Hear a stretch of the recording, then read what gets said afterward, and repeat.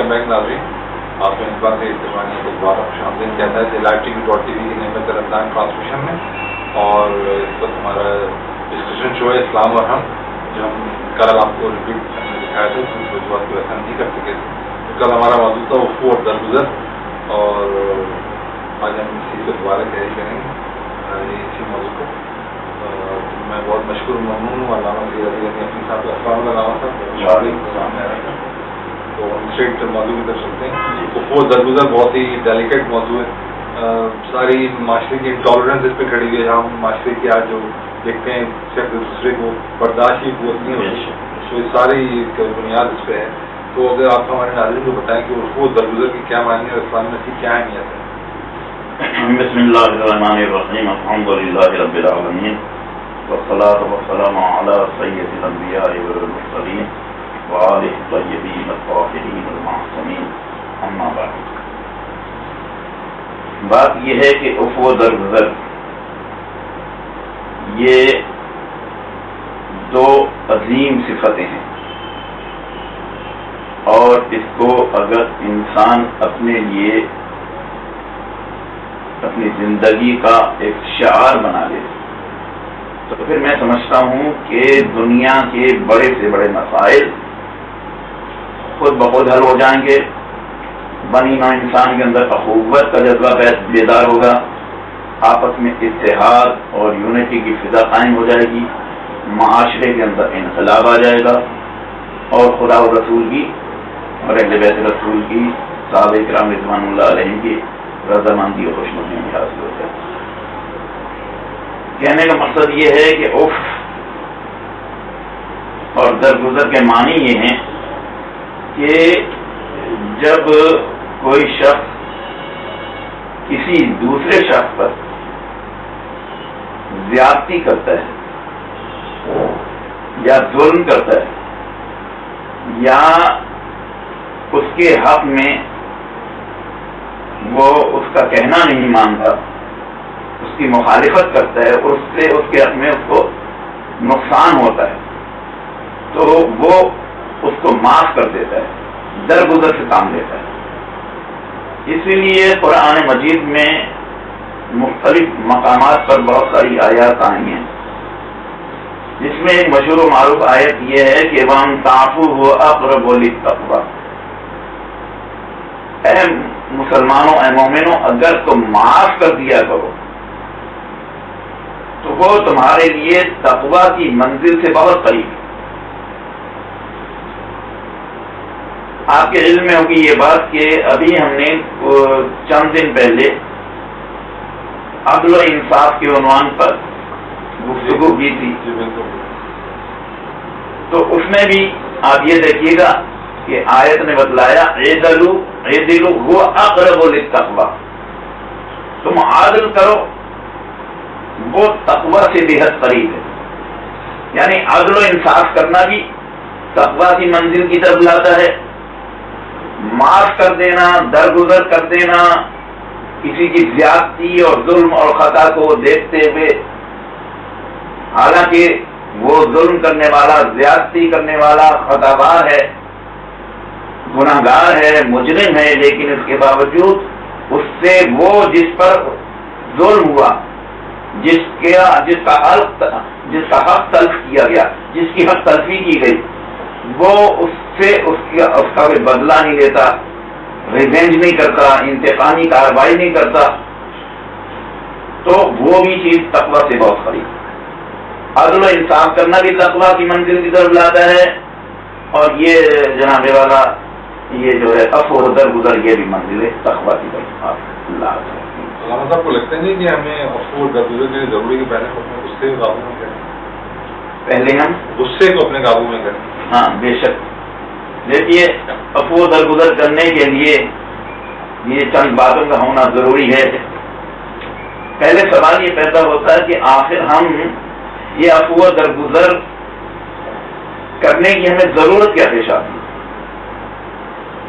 تو وہ اسی صورت میں ضرورت پیش آتی ہے کہ اگر کوئی بندہ کسی مومن کا حق مارتا ہے, حق تلفی کرتا ہے, یا اس پر ظلم و زیادتی کرتا ہے,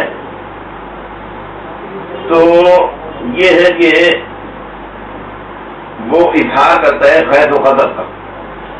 اچھا غیظ و غضب کا جب اظہار کرتا ہے تو اس سے کیا ہوتا ہے نتیجہ؟ اس کا نتیجہ یہ نکلتا ہے کہ وہ بعض وقت غیظ اور غضب اور غصے کی کیفیت یہ ہو جاتی ہے کہ انسان آپے سے باہر ہو جاتا ہے. جہاں تک آپ نے غصہ اور غیظ کی بات کی، دیکھیے دو قسم کے غصہ کرنے کے طریقے بتائے گئے ہیں. ایک تو غصہ وہ ہے کہ انسان کسی پر ناراض ہو رہا ہے اور غصہ کر رہا ہے، لیکن وہ عقل کے دائرے میں کر رہا ہے. یعنی ایسا نہیں کہ وہ آپے سے باہر ہو گیا، ایسا نہیں کہ وہ عقل کو اس نے خدا حافظ کہہ دیا تو پھر وہ آپے سے باہر ہو جائے گا، پھر اس کے اوپر جنون کی کیفیت طاری ہو جائے گی. غصہ جو ہے وہ جنون کی کیفیت کو طاری کر دیتا ہے اور بہت ساری مسائل اور فساد کا وہ باعث بنتا ہے. لیکن وہ غصہ جو شریعت الہی کے مطابق جائز ہو اور وہ جو ہے مطلب عقل اس پر حاوی رہے، عقل یہ دیکھے کہ میں غصہ کس حد تک کروں، آیا کہ اس غصے کا حکم مجھے خدا و رسول اور اہل بیت رسول کی جانب سے، انبیاء کرام کی جانب سے، اولیاء کرام کی جانب سے، تابع کرام کی جانب سے یہ غصہ مجھے کرنا چاہیے، میرا رائٹ بنتا ہے یا نہیں. اچھا غصہ کرنا بھی ضروری ہے یہ نہیں، عقل انسانی خلاف اس بات کی تو غصہ نہ کرے. کسی پر ظلم ہو رہا ہو، زیادتی ہو رہی ہو، آدمی نہ بولے تو وہ بھی غلط ہے. اسی لیے شریعت نے اس کو کہا کہ تو صاحب اس کی حقیقی میں بھی انسان حد تک گزرتے وہابی جنوں کی کیسے تعریف رکھتی جہاں تک حقیقی کی بات کر رہے ہیں. اچھا اس کے حقیقی کی بات کریں تو انسان ایک جنون میں اس کو جنون نہیں کہہ سکتے ہم، اس کو جب وہ منزل جنون پہ نہیں، وہ جنون کی کیفیت میں نہیں آتی. وہ کیفیت یہ ہے کہ سمجھ لیجیے کہ وہ اپنی روحانی محبوب کے آگے کچھ اور نظر نہیں آ رہا، روحانی قوتوں کو وہ مطلب بڑھا ہے اور اس کا مطلب تصور وہ جنون پالیٹکس میں نہیں چلا گیا. تصور عشق الہی جو ہے دنیا کے عشق پر غالب، دنیا کے عشق پر وہ غالب، دنیا کو ٹھوکرے مان سکتا ہے، دنیا کے مطلب منصب عہدے کو وہ خاطر میں نہیں لاتا، نہ اس کا دولت کی لالچ ہے، نہ اقتدار کی طمع ہے، نہ منصب کی طمع. اسی لیے مولا کائنات امیر المومنین علی بن ابی طالب علیہ الصلوۃ والسلام نے دنیا کی بڑی مذمت کی.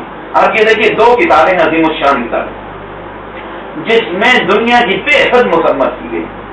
لیکن وہ تو اسٹیج پر تھے نا، وہ دنیا کی مذمت کر سکتے تھے، ہمارا آپ کو نہیں کر سکتے. ہم آپ وہ حد تک کر سکتے ہیں جس حد تک شریعت نے ہمیں اجازت دی. لیکن اس جملے کو ذرا کمپلیٹ کرنے دیں کہ دو عظیم الشان کتابیں ہیں.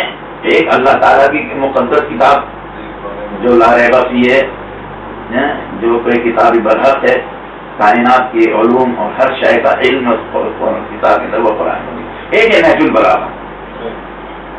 نہج البلاغہ ایک کائنات کا ایک بے بہا بحر سخار ہے. یعنی یہ اگر کہا جائے کہ قرآن مجید کے بعد نہج البلاغہ جو ہے وہ عظیم ترین کتاب ہے تو وہ بے جا نہیں. اس میں دنیا کی بھی مذمت بھی کی ہے، دین کی طرف رغبت بھی دلائی ہے، تقوی الہی کا بھی خیال دلایا، عفو درگزر کا بھی حکم دیا. اور اسی لیے کہا اتقوا اللہ یا عباد اللہ، جگہ جگہ یہ کہا اتقوا اللہ یا عباد اللہ، اے اللہ کے بندو تقوی الہی اختیار کرو، اے اللہ کے بندو اللہ سے ڈرتے رہو، اے اللہ کے بندو میں اوصیکم بتقوی اللہ، میں تمہیں وصیت کرتا ہوں کہ اللہ کا تقوی اختیار کرو. اور جب تقوی انسان اختیار کرے گا تو وہ عادت نہیں کرے گا، تقوی اختیار کرے گا تو وہ عفو درگزر سے بھی کام لے گا. یہ ساری باتیں ہیں. اور جہاں تک آپ نے یہ کہا کیا کہنا چاہ رہے تھے اس مندر پر، ابھی آپ نے پوائنٹ آؤٹ کیا تھا وہ بات کر رہے محبت میں بھی جب اس کے حقیقی میں بھی انسان جو ہے جنون کے اندر پڑ جاتا ہے. ہاں تو وہ جنون کی ہے کیفیت نہیں کہیں گے بلکہ اس کو آپ کہیں گے روحانی تصور کہتے ہیں. تصور عشق الہی میں روحانیت کو معراج حاصل ہو جاتی ہے. اب وہ اس دنیا میں اپنے آپ کو نہیں محسوس کرتا، ایسا کہ محسوس کرتا ہے کہ جیسے وہ پرواز کر رہا فضائے عالم میں، کائنات اس کو مسخر ہوتی ہوئی نظر آتی، اس کے آگے کائنات کوئی شے نہیں. جو بھی مومن اگر مومن ہے صحیح معنوں میں خدا اور رسول پر ایک صحیح معنوں میں ایمان رکھتا ہے اور اگر وہ یہ صاحب ایک بڑی مشہور حدیث مبارک ہے کہ جو شخص کسی مسلمان کی غلطی کو معاف کر دے خداوند عالم بھی روز قیامت کی غلطیوں کو معاف کر دیں، اس میں تو کوئی کلامی حدیث ہے۔ تو ہم اپنی عملی زندگی میں دیکھیں تو وہ مسلمان کی غلطی کو صلی اللہ علیہ وسلم سے جو انہوں نے کہا اس سے کیا مطلب ہے کہ مسلمان کہ وہ جو دنیاوی معاملات کی غلطیاں ہیں جو دینی معاملات کی غلطی کا معاف نہیں کر سکتے، وہ تو اللہ اس کا رسول ہی کر سکتا ہے۔ تو یہ ذرا تھوڑا سا ایلیبریٹ کریں کہ کس غلطی کو معاف کریں۔ دیکھیے جہاں تک دنیاوی معاملات کی غلطی ہے اس میں تو انسان کو معاف کر دینا ضروری ہے، اس کے لیے مطلب یہ واجب ہو جاتا ہے کہ وہ بھی دنیا دار ہے، وہ بھی دنیا دار ہے، دنیا ہی میں رہ رہا ہے، دنیا ہی کے کام ہیں، دنیا ہی کے امور ہیں، دنیا ہی کے کاروبار ہیں، تو اس میں یہ ہے کہ وہ غلطی کو معاف کر سکتا ہے، کر دینا چاہیے۔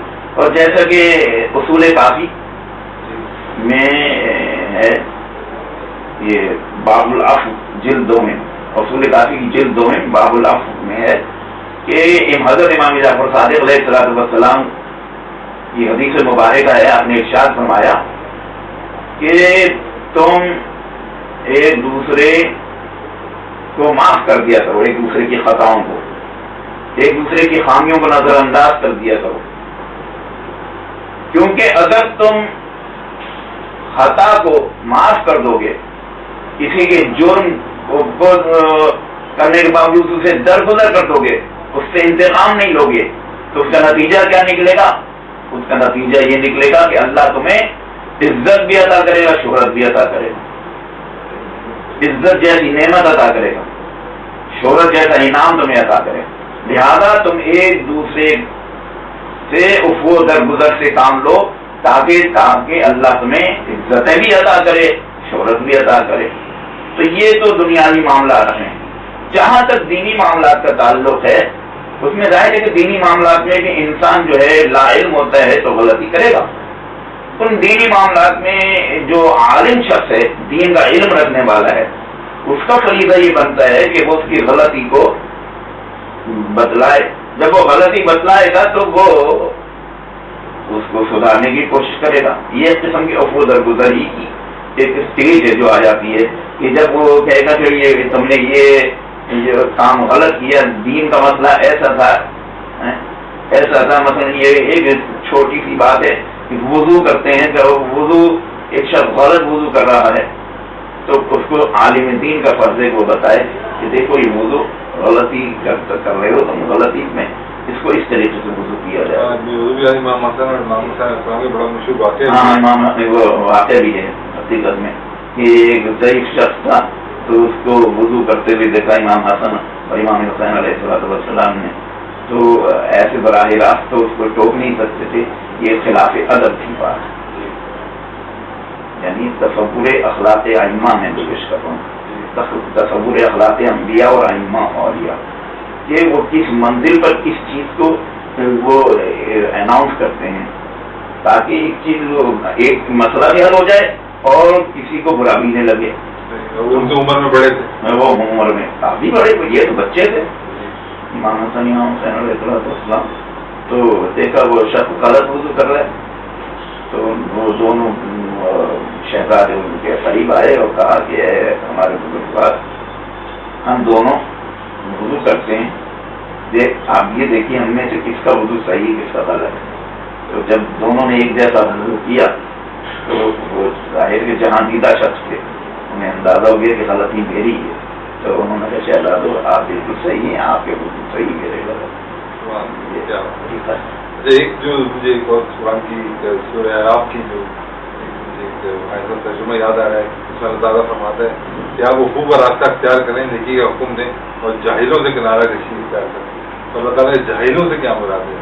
جاہلوں سے مراد وہ یہ جاہل سے مراد وہ بالکل ان پڑھ نہیں کہ جس نے مطلب یہ کہ کسی مدرسے میں تعلیم نہیں حاصل کی یا کسی اسکول میں پڑھ نہیں سکا، تو وہ تو اس کی مطلب اگر اسکول میں پڑھ نہیں سکا تو آج کل کے لحاظ سے آپ دیکھیں کہ تعلیم کتنی مہنگی ہو چکی ہے، اس کے لیے فیسیں بھی بھرنی ہیں، ایسا اسکول ماحول بھی چاہیے اور ایسے حالات بھی چاہیں گے جس میں وہ تعلیم حاصل کر سکے. لیکن جب ایسے حالات ہو جائیں، ایسے سچویشن میں آ جائے کہ بچہ بیچارہ مجبور ہے، فرض کریں اس کے باپ ہی سوتیلے باپ ہیں، ماں سوتیلی ہے، باپ سوتیلا ہے، تو اس کو تعلیم ہی نہیں حاصل کرنے دے گا، وہ اس کو دنیا کے کاموں میں لگا دے گا اور ہر قسم کا ظلم کرے گا اس پر، تعلیم کیسے حاصل کرے گا؟ یہاں پر جاہلین سے مراد یہ نہیں، جاہلوں سے مراد یہ ہے. دیکھیں ایک کہلاتا ہے جاہلیت اور ایک ہوتا ہے جہالت. جاہلیت اور جہالت میں فرق. جہالت تو اس کیفیت کو کہتے ہیں کہ انسان جو ہے مطلب جاہل ہے، ان پڑھ ہے. اس کو موقع نہیں ملا. جاہلیت کیا وہ جو اس کو موقع دے جان بوجھ کے ایک اچھی بات بتائی جائے اس کو، وہ اس پر وہ مطلب انگلی اٹھائے، میں نہیں مانتا اس چیز کو، آپ کیسے کہہ رہے ہیں، یعنی اس پر ضد کرے، ایک صحیح کو غلط کہے، سرکشی اختیار کرے، جان بوجھ کر بھی اور ویسے بھی سرکشی اختیار کرے. جہاں جیسے ابو جہل دیکھیں، ابو جہل جو ہے پڑھا لکھا شخص تھا اور قابل شخص تھا. کیا ہے وہ دارالمثوا میں، حالانکہ اس کی عمر کم تھی، اس میں ایڈمیشن دیا ہوگا اس کی کوئی لمٹ نہیں شاید کہ 40 سال کے اوپر کے لوگ ہوتے ہیں، لیکن اس کو دماغ ہو جاتا تھا شرانی میں. بہت قابل تھا، بہت عالم شخص تھا، لیکن چونکہ پیغمبر اسلام صلی اللہ علیہ وسلم کو ان کی نبوت کو نہیں مانتا تھا، توحید کے پیغامات کو نہیں مانتا تھا، سرکشی کرتا تھا، زیادتی کرتا تھا، اور اس سے بڑھ کر کیا کہ وہ رسول اللہ سے جنگ پر آمادہ ہو گیا، دشمنی اس کی اتنی بڑی.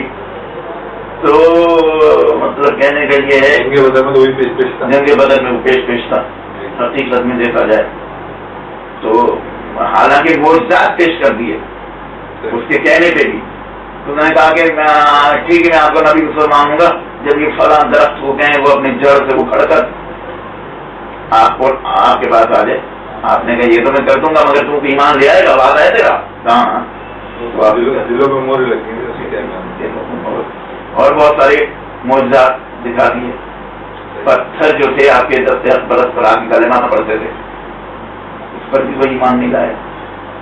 مطلب ایک اور جگہ قرآن میں جو آل عمران میں بھی اللہ تعالیٰ جو ہے نا ایسے لوگوں کو پرہیزگار اور متقین وہ فرد ہیں جو غصے کو پی جاتے ہیں، ان کو معاف کر دیتے ہیں. مطلب ان کو پرہیزگار متقیوں کی لسٹ میں اللہ تعالیٰ لے کے جا رہے ہیں جو اوپر درگزر کرتے ہیں، وہ اتنا اعلیٰ رتبہ دے رہے ہیں. اس سلسلے میں میں واقعہ بیان کرتا ہوں کہ مسلمان مومن اور متقین مطلب 3rd اسٹیج پہ لے کے جا رہے ہیں. جی بتائیے. کیونکہ افو درگزر کے سلسلے میں بہت سارے واقعات ہیں. واقعات تو پہلے تو میں یہ بتانا چاہ رہا تھا کہ اہل رسالت میں افو درگزر کیسے ہوا، لیکن اب یہ آیت کی شان لحاظ سے میں بتانا چاہ رہا ہوں. آیت یہ ہے سورہ آل عمران کی 134 نمبر آیت ہے، اور اس میں ارشاد ہو رہا ہے کہ الذین ينفقون فی السراء والضراء والکاظمین الغیظ والعافین عن الناس واللہ یحب المحسنین.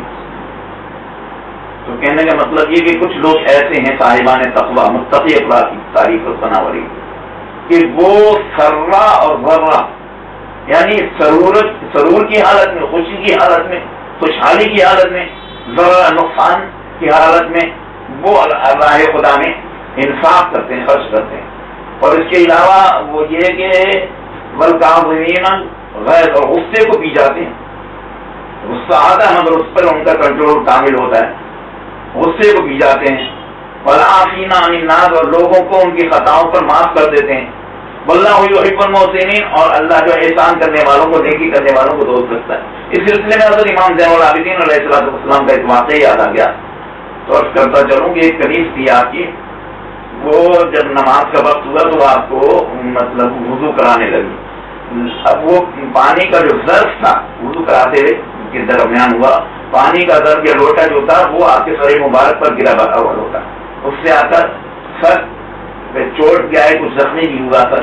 آپ نے اس کی طرف ذرا غصے سے دیکھا تو اس نے فوراً قرآن کی آیت پڑھی والکاظمین الغیظ کہ کچھ لوگ ہیں جو غصے کو پی جاتے ہیں. آپ نے کہا میں نے غصہ پی لیا. پھر اس کے بعد کہا والعافین عن الناس لوگ معاف کر دیتے ہیں. آپ نے کہا ہاں میں نے تجھے معاف کر دیا. پھر اس نے کہا واللہ یحب المحسنین، اور اللہ نیکی کرنے والوں کو دوست رکھتا ہے. تو آپ نے کہا جا میں نے تجھے راہ خدا میں آزاد کر دیا. ایک اور میرے ذہن میں جو علامہ صاحب آ رہا ہے وہ جو جنگی خندق میں واقعہ تھا جی مولا علی کے جو انہوں نے عمر بن عبدالعزیز نے جو بدتمیزی کی تھی. ہاں وہ عمر بن عبدالعزیز نے آپ کے بتایا جب آپ مطلب یہ کہ عمر بن عبدالعزیز نے آپ کے جگہ اقدس پر لعاب اپنا پھینکا تو اس وقت ظاہر ہے کہ اگر کوئی عام بہادر انسان ہوتا تو اسی وقت اس کو قتل کر دیتا، لیکن آپ وہ اس کے کچھ تک ادھر گئے اور جب آپ کا غصہ ٹھنڈا ہوا پھر اس کے بعد آپ نے اس کی طرف قتل کرنے کے لیے آگے بڑھے. تو لوگوں نے سوال کیا آپ نے اسی وقت ایسا کیوں نہیں کیا، بلکہ اسی نے کہا آپ نے کہا بات یہ ہے کہ میں اگر اس وقت اس کو قتل کرتا اس حالت میں، قتل تو مجھے کرنا ہی تھا کیونکہ یہ کافر اور دشمن رسول ہے، دشمن خدا تھا، لشکر اسلام کا دشمن تھا، مسلمانوں کا دشمن تھا، تو یہ تو واجب القتل تھا، اسے قتل تو کرنا ہی تھا مجھے. لیکن اب جب اس نے اس قسم کی حرکت کی کہ لعاب تھوک دیا میرے اوپر، تو یہ اس میں اب میں اگر لڑتا قتل کرتا ہے تو اس میں میرا ذاتی غصہ شامل ہو جاتا، خیر وہ غضب مجھے آ جاتا ہے، اور غصے کی حالت میں جو قتل کرتا وہ اپنے نفس کے لیے میں کرتا، پھر اللہ کے لیے وہ قتل نہیں ہوتا. یہ قتل میں اللہ کی محبت کے لیے کر رہا ہوں، اللہ کے دین کی حفاظت کے لیے کر رہا ہوں. نبی معظم صلی اللہ علیہ وسلم اللہ کے لیے، اپنے غصے کے لیے نہیں، اپنے غصے کے لیے. اس کے علاوہ اور کوئی واقعہ آپ کے ذہن میں آ رہا ہے؟ میں ابھی ایک افو درگزر کے سلسلے میں دیکھیے دو واقعے رسول اللہ صلی اللہ علیہ وسلم سے منسوب ہیں، ویسے تو بے شمار واقعات ہیں. ایک تو بڑھیا کا ایک واقعہ کہ آپ جب اس کے گھر سے باہر نکل کے دروازے سے گزرتے تھے تو وہ آپ کے راستے میں رکاوٹ ڈالتی تھی، آپ کے سر پر کوڑا پھینک دیتی تھی. مکے کی بات ہے، تو آپ اسے کچھ نہیں کہتے تھے، ایسی خاموشی روزانہ ایسے ہی ہوتا رہا. ایک دن ایسا ہوا وہ بوڑھیا بیمار ہو گئی تو آپ نے لوگوں سے پوچھا تو وہ اس نے کوڑا نہیں پھینکا. آپ نے لوگوں سے پوچھا کہ وہ بوڑھیا جو آتی تھی وہ آئی نہیں ہے نظر، کہا یا رسول اللہ وہ بیمار ہے. تو پھر بیماری کی خبر سن کر آپ فوراً اس کے گھر پر گئے. وہ بڑھیا سمجھی کہ مجھ سے بدلہ لینے کے لیے آئے. کہا اے محمد صلی اللہ علیہ وسلم آپ اس لیے آئے ہیں کہ مجھ سے بدلہ لیں؟ آپ نے کہا میں اس لیے نہیں آیا ہوں تیرے پاس، میں صرف اس لیے آیا ہوں کہ مجھے پتا چلا تھا کہ تو بیمار ہو گئی، تیری تیمارداری کے لیے، خبردگیری کے لیے کوئی ضرورت ہو بتا، اس کو میں دوا کی ضرورت ہو، غذا کی ضرورت ہو، میں آتے مجھ سے. اس نے جب یہاں پہ یہ اخلاق دیکھا میں نے کہا ہاں جب آپ اس منزل پر ہیں تو آپ کا دین بالکل دین نہیں بنتا، ہمیں کلمہ پڑتی ہے. اور دوسرا واقعہ وہ جو ہے تھوڑا سا لینتھی ہے. فتح مکہ اور صلح حدیبیہ کے درمیان ایک واقعہ ہوا ہے جو فو در گزر کی بہترین مثال. اس میں دو واقعے آئیں گے چھوٹے چھوٹے. یہ صلح حدیبیہ 10 سال کے لیے ہو گئی تھی اور انہیں عمرہ کرنے نہیں دیا تھا رسول اللہ صلی اللہ علیہ وسلم. 1 سال واپس چلے جائیں گے، 3 دن کے لیے مکہ خالی کر دیں گے، یہ کرتے ہیں وہ کرتے. اس میں یہ بھی تھا کہ اگر کوئی بھی قبیلہ کافروں میں سے قبیلہ اگر چاہے مسلمانوں کا حریف بن جائے یا کافروں کا حریف بن جائے ہمیں کوئی اعتراض نہیں. تو بنو بکر جو تھے وہ کافروں کے ساتھ شامل ہو گئے اور بنو خزاعہ جو تھے وہ مسلمانوں کے حلیف بن گئے. اب شرائط پابندیاں دونوں پر آئی تھی. اب یہ بنو بکر بنو خزاعہ تو یہ بڑے دونوں قدیم ترین قبیلے تھے، ان میں مسلسل کچھ تو جنگ جاری رہتی تھی. لیکن پہلے بھی اب 10 سال تک کی جب پابندی کر دی تو دونوں رک گئے اور بنو خزاعہ نے انہوں یقین کر دیا. انہوں نے اپنے ہتھیار کھول کے سو جایا کرتے تھے آرام سے، کوئی بڑا کیونکہ انہیں پتا تھا کہ ہمارے ان سے سلو ہے کچھ بھی نہیں. لیکن ایک دفعہ کیا ہوا، ایک رات میں بنو خزاعہ کے ایک شخص کو بنو بکر کے لوگوں نے اس کو قتل کر ڈالا. اب یہ جو مطلب دبی چنگاریاں تھی پھر وہ پڑی اور آپ کی جنگ کی شعلے جو جنگ کے شعلے پھر بلند ہونے لگے. پھر یہی نہیں، پھر کافی مطلب وہ جو قریش والے تھے انہوں نے بنو بکر کا ساتھ دیا. جب یہ عالم ہوا تو اور پھر اس کے ساتھ ساتھ یہ کہ ان لوگوں نے حرم کعبہ میں پناہ لی تو حرم کی سرزمین کو خون رنگین کر دیا. کافی آدمی قتل کر ڈالے، یہاں تک کہ 40 آدمی انہوں نے بیک وقت قتل کر ڈالے. اور پھر کچھ افراد جو ہے جان بچا کر رسول اللہ کی خدمت میں آئے، فریاد کرتے تھے یا رسول اللہ غضب ہو گیا ہم پر. کیا ہوا کہ ان کا یہ بنو بکر نے دیکھیے خلاف ورزی کی اور ہمارے آدمیوں کو قتل کر دیا، ہم آپ سے التجا کرتے ہیں ہماری نصرت کریں. تو آپ نے کہا اچھا میں یقیناً تمہاری نصرت کرتا ہوں. اور اعلان کیا کہ بھائی دیکھو اب یہ پہلے آپ نے مشرکین مکہ کو لکھا کہ یا تو تم بنو بکر کی حمایت کرنا چھوڑ دو، اور دوسری بات یہ ہے کہ یہ جو بنو خدا کے مقتولین ہیں ان کا خون بہا ادا کرو. تو کافروں نے کہا کہ ہم نہ خون بہا ادا کریں گے اور نہ ہی بنو بکر کی حمایت سے دستبردار ہوں گے. جاہلیت والی بات. اس پر آپ نے پھر ایک اعلان کیا اچھا پھر جو تم سے ہمارا معاہدہ حاصل ہوگا وہ ختم کر دو. اب ہم جنگ کے لیے آمادہ ہے، ہماری یہ بات تم سے ہماری کوئی سنو نہیں، جس بلوک کا لازم ہوگی تم سے ہماری جنگ ہوگی. اور پھر اہل مدینہ کو اکٹھا کر کے کہا کہ دیکھو فلاں دن فلاں موقع پر اکثر مطلب ہم جنگ کے لیے جانا چاہتے ہیں، تیار ہے، سب لوگ تیار ہوں گے. اچھا ان میں سے کچھ خاص اصحاب کو آپ نے پوری طریقے سے ڈیٹیل سے بتا دیا تھا کہ اس دن ہم روانہ ہوں گے. ایک صحابی اور بھی تھے، صحابی کہوں یا کیا کہوں گا، وہ حاطب ابن ابی بلتہ، حاطب ابن ابی بلتہ جو تھے ان کے اہل و عیال جو تھے وہ وہاں اہل مکہ میں رہتے تھے. انہوں نے اس ڈر سے کہ کہیں اہل مکہ جو کافر جو ہیں وہ میرے بال بچوں پر ظلم نہ کریں، ایک احسان کر دوں کفار قریش پر. اس نے کیا کیا، ایک خط لکھا. خط لکھ کر وہ خط جو تھا وہ ایک عمرو ابن عبد المطلب کی ایک کنیز تھی سارا، اس سارا کے حوالے خط دیا کہ یہ خط کسی طرح وہاں پہنچا دے. خط میں کیا تھا کہ دیکھو مسلمانوں کے رسول جو ہیں محمد صلی اللہ علیہ وسلم کا ارادہ ہے کہ تم پر حملہ کر دیں اور وہ اچانک تم پر حملہ کریں گے، یہ میں تمہاری حمایت میں بات کر رہا ہوں. اچھا وہاں پر رسول اللہ کو وحی کر دی اللہ تعالیٰ نے کہ یہ دیکھو یہ ایسا پیغام انہوں نے ہاتھ ابن ابی بلتہ نے یہ پروگرام بنایا ہے. وہ سارا خط لے کر جا رہی تھی جو کنیز تھی عمرو ابن عبد المطلب کی. ایسے عالم میں جو وحی آئی آپ نے فوراً حضرت علی کو اور حضرت زبیر ابن عوام کو ایک اور صحابی کو جاؤ جلدی سے جاؤ اور جا کر وہ سارا کو گرفتار کر کے لاؤ اور اس سے خط لے لو. اسی کے بعد خط ہے. اب جب تینوں صحابی گئے سب نے تلاشی لی، اس کا سامان دیکھا. ایک مقام تھا ذوالحلیفہ، وہاں پر دیکھا اس کے سامان میں خط ہی نہیں نکلا. تو مولا علی سے کہنے لگے وہ دیگر صحابی کے یاد اس میں تو خط ہے ہی نہیں، کیوں ہی نہیں سکتا، رسول اللہ نے خبر دی ہے اور رسول اللہ کی خبر کا بھی غلط کوئی نہیں سکتی ناممکن، خط ہے اس کے پاس.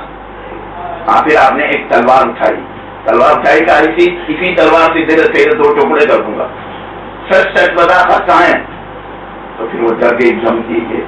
تو اس نے اپنے سر کے بالوں کا جوڑا بنایا ہوا تھا جیسے آج کل بناتے ہیں، اس جوڑے کے اندر وہ خط اس نے نکال کر دیا. وہ خط لے کر اور اس کو لے کر آپ وہاں پر پہنچے.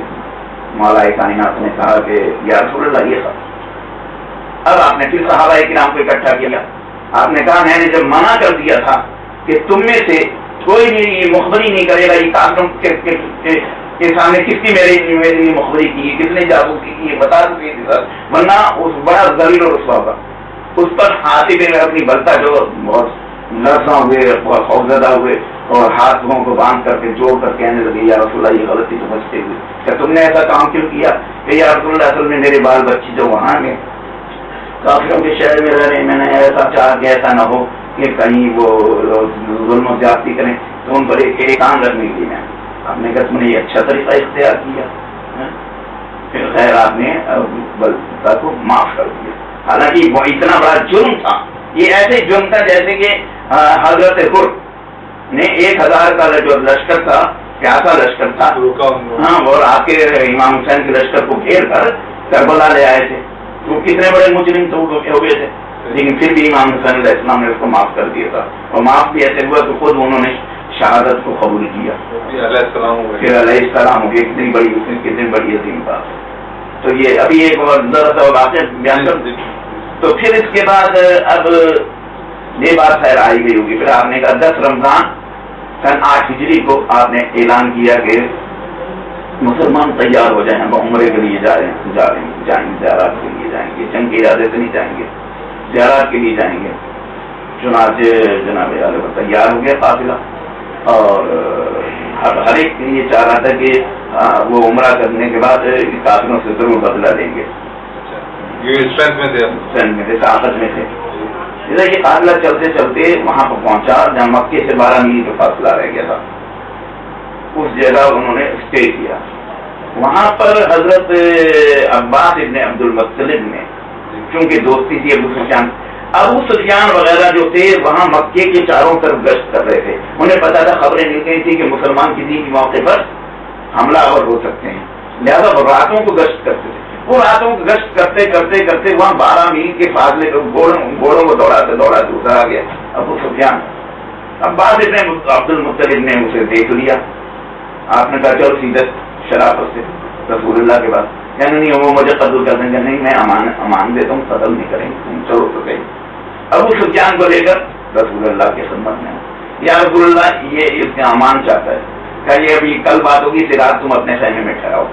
چنانچہ رات گزاری، صبح ہوئی، صبح کے بعد ہاں ہے ابو سفیان تیرا کیا خیال ہے؟ اللہ وحدہ لا شریک ہے یا نہیں؟ اللہ کو وحدہ لا شریک مانتا ہے؟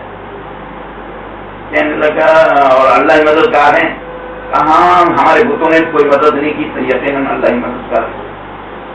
فرمایا کہ تو مجھے آخری محمد مصطفیٰ مانتا، آپ کی نبی مانتا ہے کہ اس میں میں ذہنی طور پر میں اس لیے مانتا نہیں.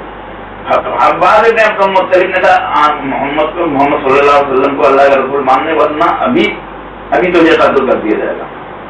تو اس نے مجھے اچھا ٹھیک ہے میں لا الہ الا اللہ محمد رسول اللہ کہتا ہوں. اس دن پر وہ یہ ڈر کے مارے مسلمانوں کے، لیکن وہ جو کفر و نفاق جو تھا ابو سفیان کے دل میں وہ ہمیشہ برقرار رہا، ہمیشہ کے لیے. اسی کی اولاد میں یزید آیا جو امام حسین کا قاتل نکلا. تو کہنے کا مطلب یہ ہے کہ اب یہ ابو سفیان کو آپ نے کہا تجھے معاف کرتے ہیں، اور اللہ نے کہا جو ابو سفیان کے گھر میں پناہ لے رہے اسے بھی. آپ بہرحال آپ وہاں سے روانہ ہوئے، مکے میں پہنچے، پہلے طواف کیا، طواف کے خانہ کعبہ کیا. اس کے بعد آپ نے ساری سرداران لشکر کفار موجود تھے. آپ نے کہا تم بتاؤ میں تم سے کیا سلوک کروں، کس سلوک کی توقع رکھتے ہو؟ تو اس میں عمرو بن سہیل بھی تھے، دوسرے بھی تھے سرداران لشکر، وہ جو تھے مکے والے کہنے لگے نہیں آپ کنیز ابن کریم ہیں، عقی ہیں ہمارے، آپ ہمیشہ گناہوں کو خطاؤں کو معاف کرنے والے ہیں، ہم آپ سے آپ کے کرنے کی توقع رکھتے ہیں. تو آپ نے ارشاد فرمایا لا تصریب علیکم اليوم اذهبوا انتم الطلقاء، جاؤ تم ہماری طرف سے آزاد ہو، تم پر کوئی جرم فرض عائد نہیں کی جاتی، تم سے کوئی بدلہ نہیں لیتا اللہ کا رسول. حالانکہ تم میرے خون کے پیاسے تھے، تم نے مجھے بے وطن کیا، میرے راستے میں کانٹے بچھائے، مجھے قتل کرنے کے لیے کس طریقے سے، لیکن رسول اللہ نے فرمایا لا تصریب علیکم اليوم، آج تم پر کوئی الزام نہیں، جاؤ تم آزاد ہو. اذهبوا انتم الطلقاء، جاؤ تم طلقاء ہو، تم ہمارے آزاد کیے گئے، آزاد کیے گئے. یہی انتم الطلقاء کا لفظ حضرت زینب صلوات اللہ علیہ نے دربار یزید میں کیا تھا.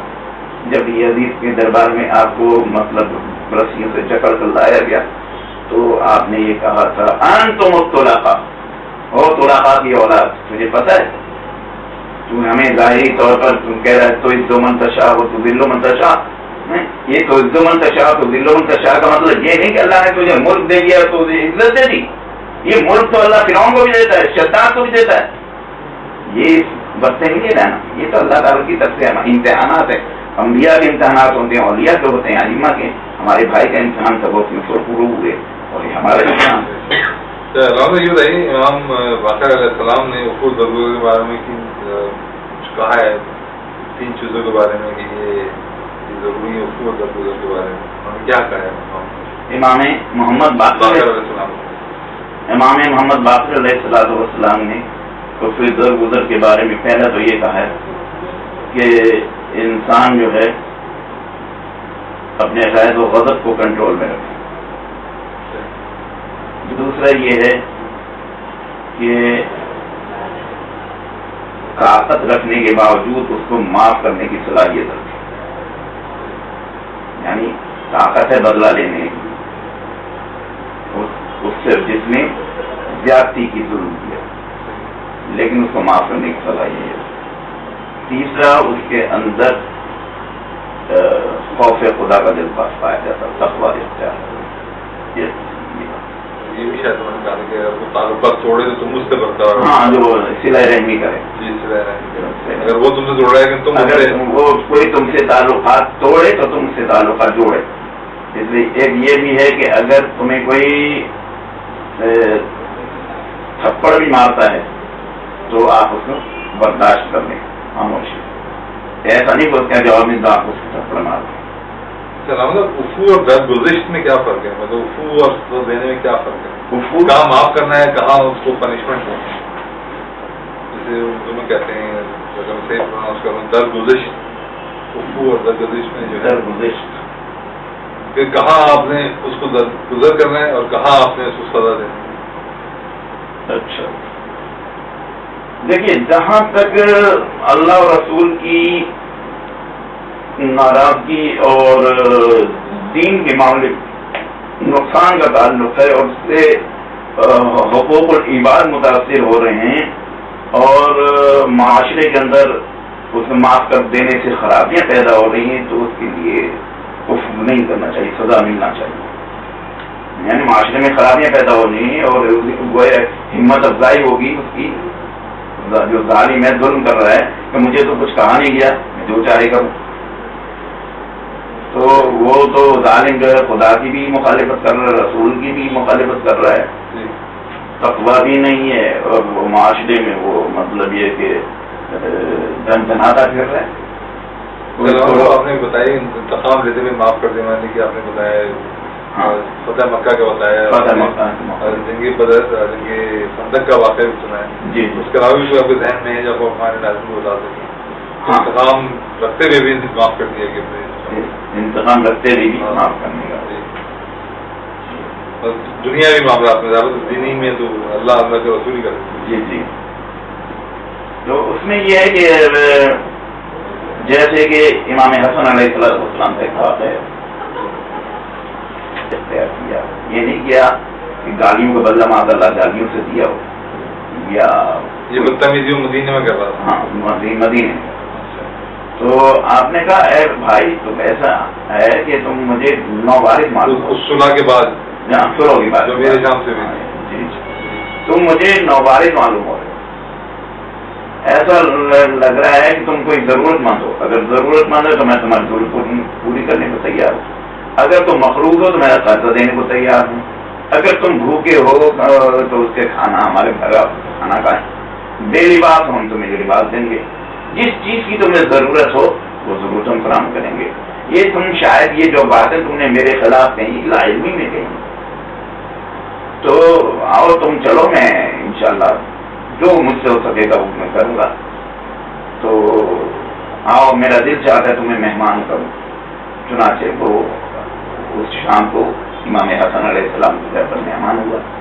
آپ نے اس کی خاطر تبادل بھی کی, سب کچھ کیا, اور اس کے بعد وہ اتنا متاثر ہوا, کہتا ہے کہ اللہ یعلم ہے تو یہ رسالہ, اللہ ہی جانتا ہے کہ اپنی رسالت کے منصب کو اور امامت کے منصب کو کہاں پر کس کو عطا کرے.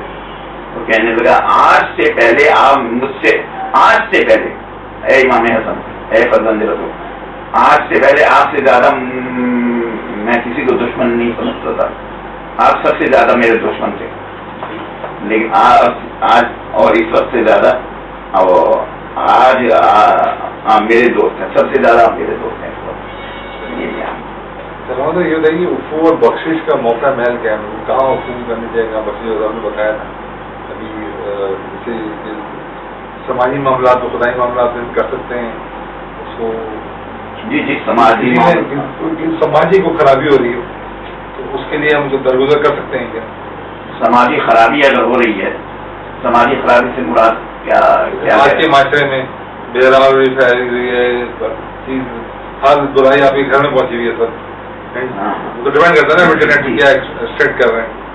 تو اس میں وفود گزر نہیں کریں گے، اس میں تنبیہ کریں گے کہ بچے اگر کسی میں گئے ہوئے ہیں تربیت کی ضرورت ہے، اس میں واز کرنے کی ضرورت ہے، نصیحت کی کرنے کی ضرورت ہے، تاکہ انسان جو ہے وہ برائیوں سے خود بھی بچا رہے، بال بچوں کو بھی برائیوں سے بچائے، اور معاشرے میں بھی اس کا غلط اثر نہ پڑے. اس میں ضرورت ہے. مطلب کیا سمجھتے ہیں نفس امارہ پر کنٹرول ہمیں برداشت کتنی کھول دیتا ہے؟ مطلب نفس امارہ ایک ہمارے سب کی پرابلم ہے، مطلب نفس امارہ کے مارے ہوئے کہ جب تک کچھ برائی کرنا ہے وہ چین نہیں آتا، تو وہ کتنی مدد دیتا ہے. وہ اس پہ کنٹرول اگر ہم کر لیں، پورا تو نہیں کر سکتے، اپنے مستقی تو نہیں ہے، حد تک بھی کر لیں تو ہمیں کتنی مدد فراہم کرے گا. وہ ایک شعر آتا ہے، شعر مجھے پوری طرح تو یاد نہیں ہے، ذہن میں ایک مصرع اس کا، نفس امارہ کو گر مارا تو کیا مارا، تو کیا مارا، نہیں نفس امارہ کو گر مارا، بڑے موذی کو ہم نے مارا تو کیا مارا. کچھ ایسے ہی بڑا موذی ہے یہ مطلب ایک صحیح کو آپ نے مارا ہے، ایک مطلب درندے کو مارا ہے جو انسان کے لیے خطرہ ہے. نفس امارہ، کیونکہ نفس امارہ برائیوں کی طرف راغب کرنے والے نفس کو کہتے ہیں. نفس لوامہ 3 قسم کے نفس ہیں، پہلے بھی گزرے ہوگی. ایک ہے نفس لوامہ جو برائی ہونے کے بعد انسان کو احساس ندامت یاد دلاتا ہے، آدمی زیرو لیول پایا، پھر نفس راضیہ، پھر لوامہ میں پھر توبہ کی توفیق اللہ آتا ہے. یہ ایک وہ ہے نا قرآن کی آیت والذین اذا فعلوا فاحشۃ اور ظلموا انفسهم. کچھ لوگ ایسے ہیں جو فحش عمل کر لیتے ہیں، بدکاری والا عمل کرتے ہیں، یہ اپنے نفس کو بدلول کرتے ہیں. ایک جگہ میں پڑھا تھا کام میں یاد نہیں آئی کہ نفس مصولہ کا بھی ذکر تھا، جو کہ ہمارے میڈیا والے آج کل بہت استعمال کرتے ہیں کہ وہ برائی کو اتنا اچھا کر کر کے دکھاتے ہیں، اتنا اچھا کر کر کے دکھاتے ہیں کہ وہ اس میں لگتا ہے کہ یار شاید اگر ہم اس کو اپنا لیں تو اس میں کوئی برائی نہیں. مطلب یہ بھی میڈیا کا بہت اہم کردار ہے. ہم اس میں پروگرام بھی کیا تھا. کون سے؟ نفس مصولہ. نفس مصولہ، نفس مصولہ سے مراد انسان کی اپنی ذات جی، یعنی اس کے نفس سے سوال کیا جائے گا، نفس سے سوال کیا جائے، اس کی ذات سے سوال کیا جائے گا. جو کچھ مطلب آخرت کے بارے میں یا دین کے معاملات کے بارے میں، عقیدے کے بارے میں، نماز روزے کے بارے میں سوالات کیے جائیں گے. اسی لیے کہا ہے کفا بنفسک الیوم علیک حسیبا، آج کے دن تو حساب کے لیے خود ہی کافی ہے. انسان آج کے لیے حساب کے دن تو خود ہی کافی. تو یہ تو نفس مصولہ اس میں آ جاتا ہے. اچھا مطلب بردباری انسان کو کتنی سپورٹ کرتی ہے کوئی برداشت کو کنٹرول کرنے کی؟ بردباری کیسے آتی ہے یہ بتائیے. بردباری تو انسان کیسے پیدا کرے؟ بردباری یہ کوئی تربیت سے ہے؟ بس یہ تربیت یہ ہے کہ انسان اپنے نفس کے اندر یہ سوچے کہ سب اللہ کی مخلوق ہیں، سب جو مطلب اگر مسلمان ہیں تو اس کا رائٹ ہمارا ہم پر کچھ بنتا ہے، کچھ ہم پر فرض بنتا ہے. فرائض اور مطلب حقوق کی دنیا میں ہم رہ رہے ہیں، یہ مطلب حقوق اللہ بھی ادا کرنے، حقوق العباد بھی ادا کرنے، خوف خدا بھی رکھنا ہے، تقویٰ بھی رکھنا. یہ ساری چیزیں ہیں جو ہیں یہ تحمل کو پیدا کرتی ہیں، بردباری پیدا کرتی ہیں. اور اسی سلسلے میں ایک چھوٹا سا واقعہ یاد آ گیا امام جعفر صادق علیہ السلام. اچھا یہ واقعہ بڑا دلچسپ، بڑا زبردست واقعہ بتاؤں گا، کوشش کروں گا. امام جعفر صادق علیہ السلام کے بارے میں ایک واقعہ ہے کہ آپ نے کسی کا ایک شخص کو غلام کو بھیجا کام کے لیے، وہ کافی دیر ہو گئی آیا نہیں، پھر آپ اس کی تلاش میں چلے نکلے. غلام راستے میں دیکھا وہ ایک درخت کے نیچے آرام کر رہا، سو رہا ہے. آپ نے کیا کیا، آپ اس کے پاس آئے، اس کو جا کے پنکھا چلنے لگے. اس کو گرمی کافی دیر تک پنکھا چلتے، ظاہر جب ٹھنڈک ملتی ہے تو انسان اور سوتا رہتا ہے. کافی دیر تک سونے کے بعد وہ اٹھا. آپ نے جب اٹھا تو آپ نے کہا بھائی میں نے کس کام کے لیے تم بھیجا تھا، تم کیا کرنے لگے؟ دیکھو رات جو ہے اللہ نے آرام کرنے کے لیے بنائی ہے، دن کام کرنے کے لیے بنایا ہے، بس یہ آپ نے کہا. اچھا ایک بار اسی سلسلے کا کیا حضرت سفیان ثوری رحمۃ اللہ علیہ فرماتے ہیں کہ امام جعفر صادق علیہ السلام نے منع کیا تھا کہ میرے مکان کی چھت پر کوئی جائے نہ، چھت کی وہ کمزور ہے. لیکن ایسا ہوا آپ کی کنیز تھی، وہ کنیز امام جعفر صادق کے بچے کو لے کر سیڑھی پہ چڑھ گئی. جیسے امام نظر آئے وہ اس کے اوپر خوف طاری ہوا، کانپنے لگی، اور بچہ جو تھا وہ سیڑھی سے گر کر مر گیا. بچہ مر گیا گر کر. امام جعفر صادق علیہ السلام کا جو صاحبزادہ تھا گر کر مر گیا. جب یہ کیفیت دیکھی تو آپ کا چہرے کا رنگ زرد ہو گیا. سفیان ثوری صاحب نے سوال کیا کہ فرزند رسول آپ کے چہرے کا رنگ زرد کیوں پڑ گیا؟ آپ نے کہا اس وجہ سے نہیں کہ میرا بچہ مر گیا، یہ تو چلو اللہ کی امانت سے چلی گئی، میں اس وجہ سے میرے چہرے کا رنگ زرد پڑ گیا کہ وہ کبھی اتنی مرغوب ہو گئی مجھ سے، میرے حکم کی غلطی سے اس سے پابندی نہیں کر سکی. صحیح ہے جی ناظرین، تو اس وقت بڑی سیلاتل گفتگو چل رہی تھی، بڑی مزیدار گفتگو. جی مزہ آ رہا تھا، علامہ صاحب سے بابا بھی بہت اچھے سے جوابات دے رہے تھے، لیکن کیا کریں ہمارے پاس وقت کی کمی ہوتی ہے. تو اس وقت آپ کو ہمیں اجازت دیجیے. علامہ صاحب بہت شکریہ اس پروگرام میں آنے کا. اور ناظرین اس وقت افطار کے بریک پہ جا رہے ہیں، اور افطار کے بریک کے بعد دوبارہ حاضر ہوں گے. تو افطار کا بریک آپ افطار کیجیے اور دیکھتے رہیے لائیو ٹی وی افطار کے بعد دوبارہ